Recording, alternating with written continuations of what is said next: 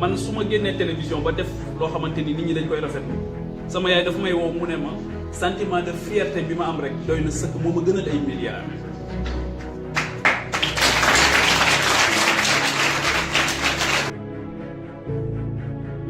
dal leen jàmm ci Jëf Jël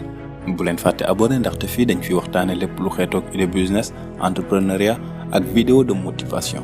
képp ku bëgg a xam comment gagner de l'argent surtout sur internet ak ni jamono bi doxee ci wàllum koom-koom képp ku bëgg a taxawal wala nga yokk sa business bopp nekk entrepreneur boo xam ne du dépendre ci kenn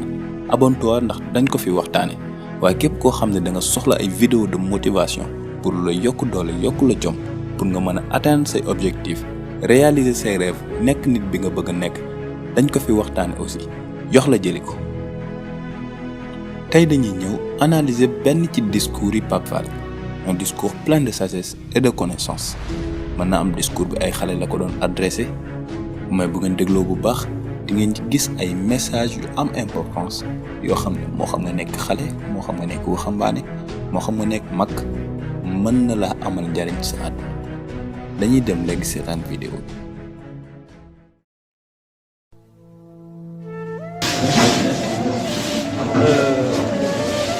asalaamaaleykum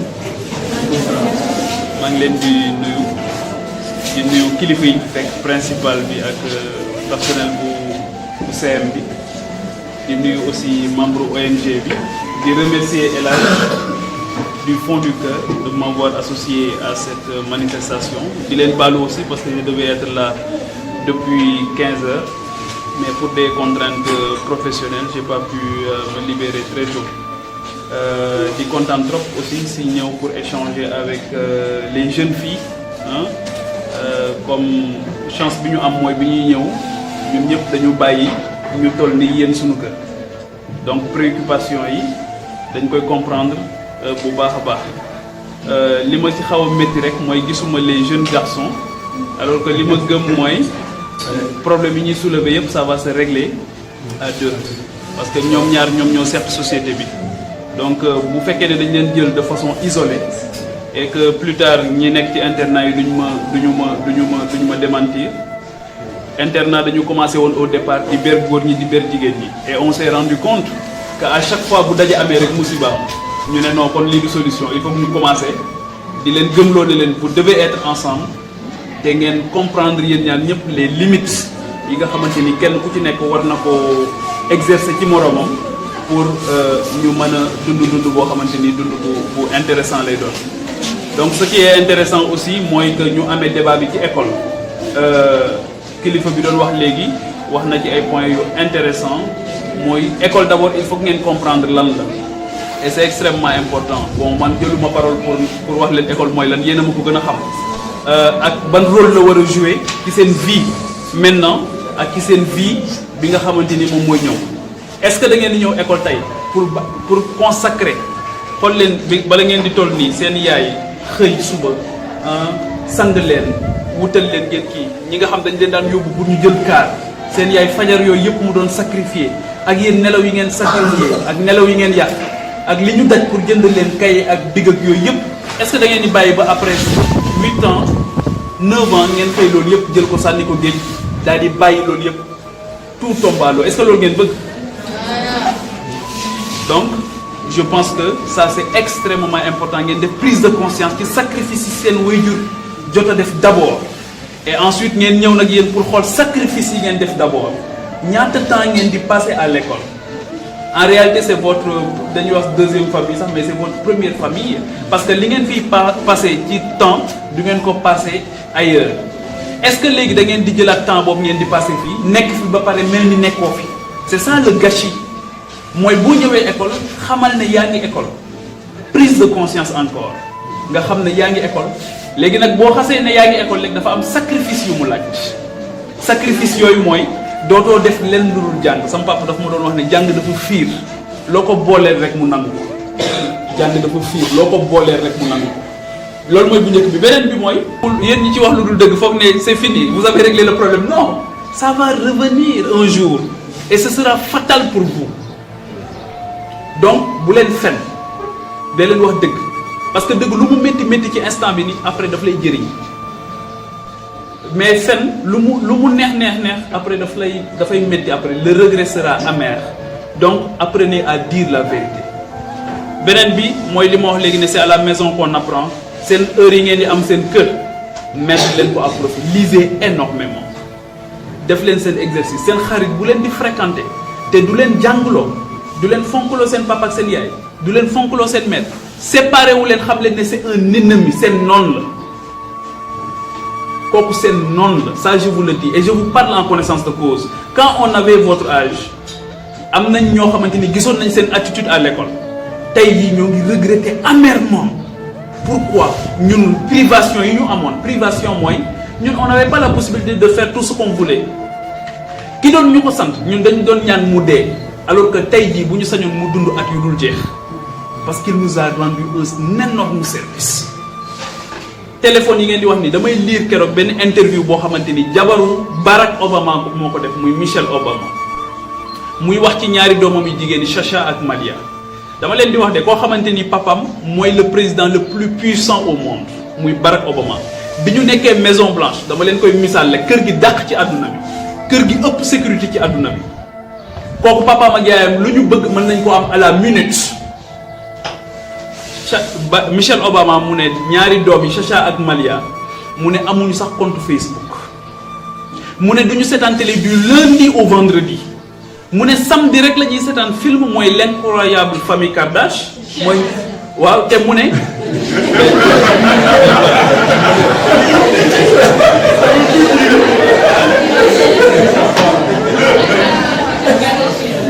donc vous voyez hein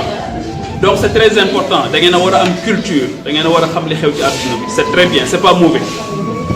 ah mu ne je continue toujours ci li ma leen doon nettali mu ne du lundi au vendredi du ñu seetaan télé mu ne benn film la ñuy seetaan muy boobu ñoom Kim mu ne te mënu leen a xam ni muy méttee Barack Obama bu ñuy seetaan film boobu déglu leen bu wax de ñooñu ñoo ëpp puissance ci kaw suuf yéen tey am na ci ñoo xam bu ñu bëggoon dem Magic Land rek amuñu lu leen fa dugal am na ci ñoo xamante ni ci yéen tey seen papa ak seen yaay amuñu doole wutal leen abonnement canal am na te ñoom lépp disponible na ci ñoom ñu privé seen bopp lu toll noonu parce que ñàkk bi ñu koy ñàkk seetaan mais du leen wàññi dara rien du tout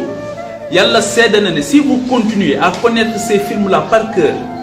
à connaître les acteurs de ces films par cœur dans 10 ans di ngeen di dem di def casting pour nekk acteur parce que di ngeen rater seen vie te ñooñu ngeen di gis di leen ñee dund gi ñuy dund c'est faux amul. man am naa ci xarit yoo xamante ni xam naa leen yenn saa yi man la ñuy yónnee message pour ma wari leen 5000 francs des fois man lañ naan est-ce que doo ma al sa mbubu bi pour ma tourner ko des fois ñu ci bari xam naa leen foofu ñoo xamante ni seen vie yàqu na ñii divorcé nañ ñii am nañ benn doom ba dem toog c'est ça que vous voulez am doom joo xam du ngeen xam kan mooy papam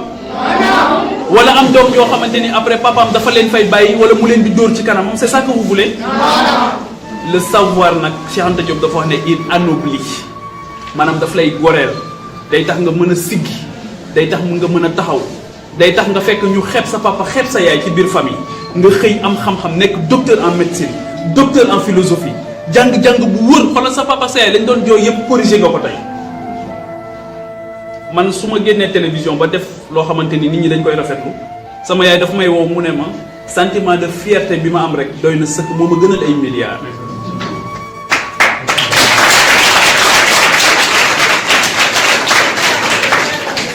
parce que dañ lay wax lu bëri loo xamante ni dañ leen koy wax yéen lu ci bëri di ngeen ko xam maître bi léegi def na ci témoignage mooy seeni waajur dañuy sonn mooy li ma wax léegi sacrifice. Ces sacrifices-là su fekkee ne amuleen ci prise de conscience xam li leen war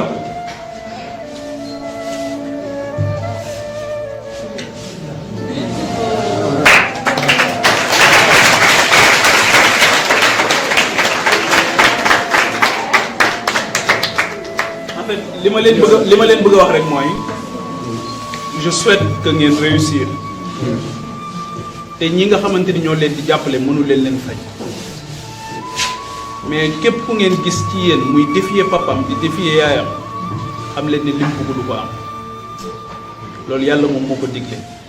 képp koo xamante ni aussi gis ngeen ko muy am xarit boo xam li muy def baaxul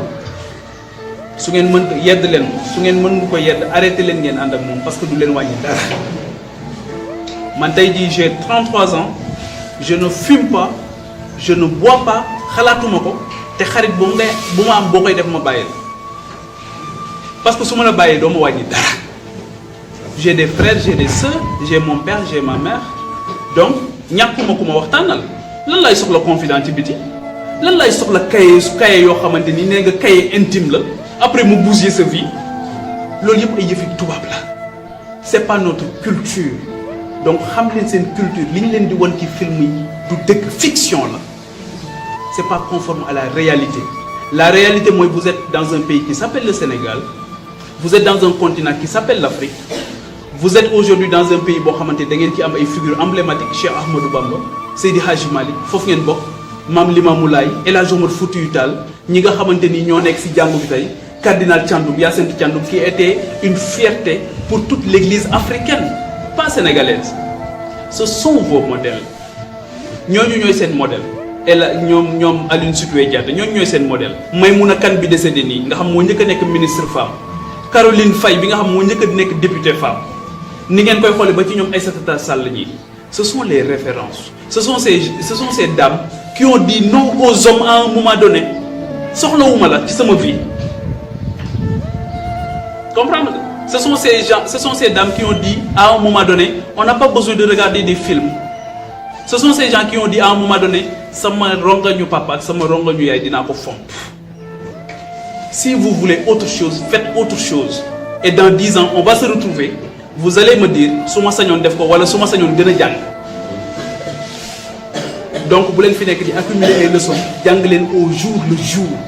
et lisez énormément et dama jàkkaarloog une si longue lettre ni ñu bind ko ci mur bi moo tax foofu lay terminer li Mariama Ba wax pour la lecture dafay wax ci une si longue lettre mu ne la puissance des livres pour wax leen doole ji mu am te pour wax leen ni jigéen la ñu toroxaloon foofu ci biir sëyam muy Aïssata mu ne la puissance des livres invention merveilleuse de l'astucieuse intelligence humaine c'est des signes divers associés en son des sons différents qui moulent le mot un agencement de mots d'où jaillit l'idée la pensée l'histoire la vie instrument unique de relations et de culture moyen inégalé de donner et de recevoir les livres sourds des générations au même labeur continu qui fait progresser Ramatoulaye mu ne Aïssatou ce que la société te refusait les livres te l'accordèrent. Des examens passés te mèneront à l'école d'interprétariat de France, d'où tu sortis, permis ta nomination à l'ambassade du Sénégal aux États-Unis. Tu gagnes largement ta vie, comme tes lettres me le disent, éloigné des chercheurs de plaisir éphémère.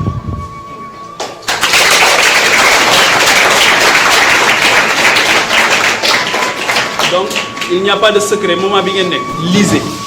Ku ma wax œuvre au programme rek laa lire mooy liiroo. Parce que loolu ñëpp koy lire vous êtes obligé mais bu leen romb livre lu ngeen xamul sax lire leen man dama doon am kersa yor sac boo xamante ni benn cahier ak benn ardoise kii ne donc dama daan jël suma grand frère yi ma romb suma rakk papa yi dama daan jël seen livre yi ma def ko ci suma sac ba sac bi diis su ma amuloon leçon quand bi may def primaire sama livre lay réciter je parcourisais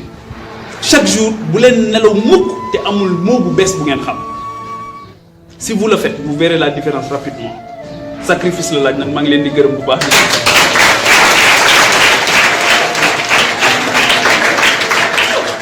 bu leen fàtte abonné pour yeneen idée de business ak yeneen vidéo de motivation yox la jëli ko.